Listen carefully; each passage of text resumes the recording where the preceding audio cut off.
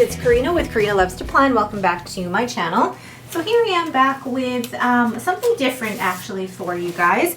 I wanted to create kind of a goal setting page for 2020.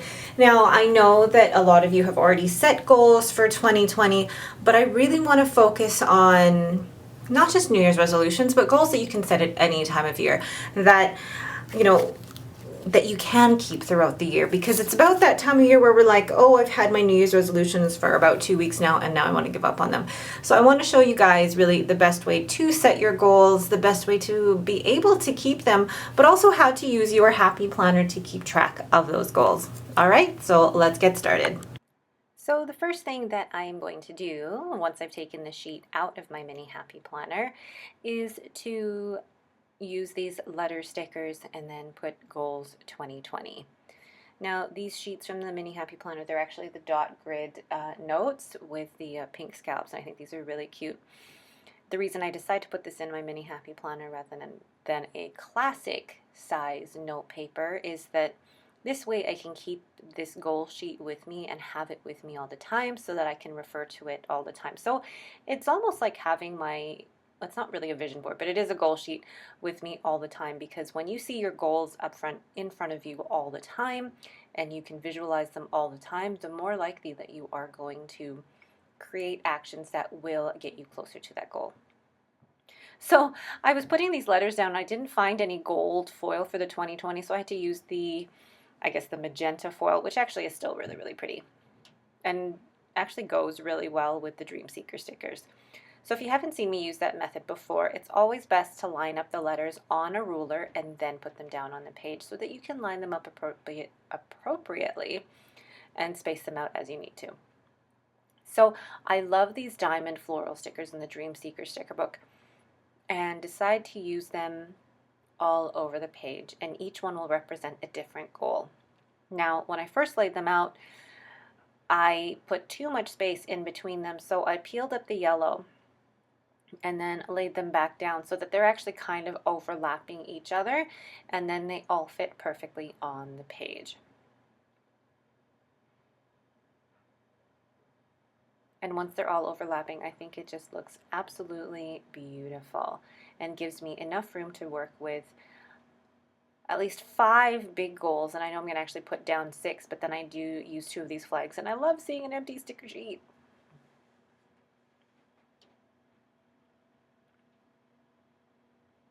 So then the next thing I'm going to do is actually go ahead and write in my goal. So the first one being a weight-related goal, and you can see it's specific and it is time sensitive. So I do put a time on myself as to when I will get to that weight goal. The second goal being how many subscribers that I would like in YouTube by a certain time. That one is, the YouTube one is a scary one for me actually. And then the third goal, what's the third goal again? Third goal is actually save for the Caribbean cruise that my family want to take in February of next year. The fourth goal is declutter all spaces in the house by March 2020, and I'll go into that a little bit further actually. And then the fifth goal is walk the half marathon in August 2020. And then in the very bottom, 10,000 followers by June 2020. And goals should always be SMART. They should be specific, measurable, achievable, reasonable, and also time specific. So make sure that they are SMART so that you are more likely to achieve them. So now I've created a goals page for 2020, and these aren't New Year's resolutions. These are actual goals that I have for 2020. And I love the way that the page is decorated. I feel like maybe I could add a couple of florals, but there's already so many florals on there. The thing about these goals, like I've mentioned, is that they are SMART: specific, measurable, achievable, reasonable, and time specific. Now I'm going to actually take one of those goals, for example, declutter all my spaces in the house by March 2020, and I'm going to show you how I'm going to create a little tracker or another goals page for that. All right, and I'm going to go ahead and do that now. So the next step in actually being able to achieve your goal is to be able to break it down in a way that you can see the day-to-day actions that will make your goal actually happen. So one of the things that people kind of get caught in is that, oh, I have this goal to lose weight. I have this goal to simplify my house. Well, if you don't actually specify what you're going to do, it's kind of a goal without any sense of direction. So what I'm going to be doing here using the Dream Seeker sticker book and my mild liners is create a tracker for decluttering the certain spaces in my house. Now, this is a goal that I feel is achievable by March of 2020, and this is a time, a reasonable time for me to achieve it in, because I don't necessarily want to pressure myself and do this all in the month of January. I want to leave this in a time where it's still relaxing for me, like I don't feel any pressure to do this. So really, I'm going to break it down by the actual task. So as you see on my phone, I've made a list of all the spaces that I want to declutter in my house by March of 2020. And what I'm doing in this tracker here is actually breaking it down into these boxes that I am outlining with mild liners. Why is this important? It's important because once you can break it down into the actual steps, then the actual goal itself of decluttering by March 2020 just seems that much more achievable. Because as you guys know, if you set a super big goal, for example, I want to lose this much weight by this time, if you look at the big picture, it can be really, really overwhelming. So being able to break it down into the actual steps, like for example, I want to lose this much weight by this time. Well, break it down. Okay, how much weight do you want to lose by this month? Okay, then break it down even more. How much do I want to lose in a week? Is it reasonable? Is it achievable? And then once you look at your weekly goal, then look at your day-to-day. What do I need to do on a daily basis to actually achieve that goal? So this is why a tracker like this is so important, because you break it down into the specific actions that will actually help you achieve your goals.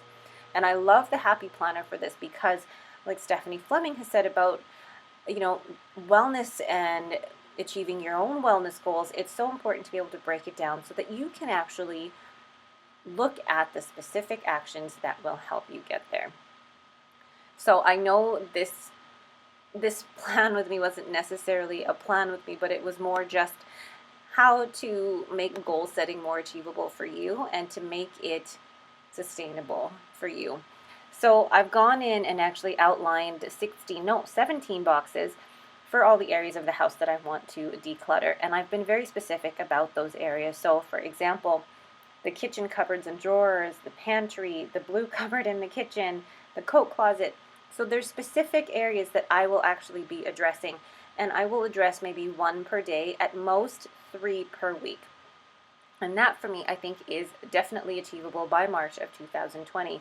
And then once I actually achieve them, then I haven't decided whether I'm going to just check off the box or actually color the box in with the mild liner. What do you guys think? But definitely, creating a tracker like this is so important when it comes to setting goals for yourself. What are some goals that you guys have set for 2020? Let me know down in the comments below, and let me know how you've set a tracker for yourself and how you're going to break it down.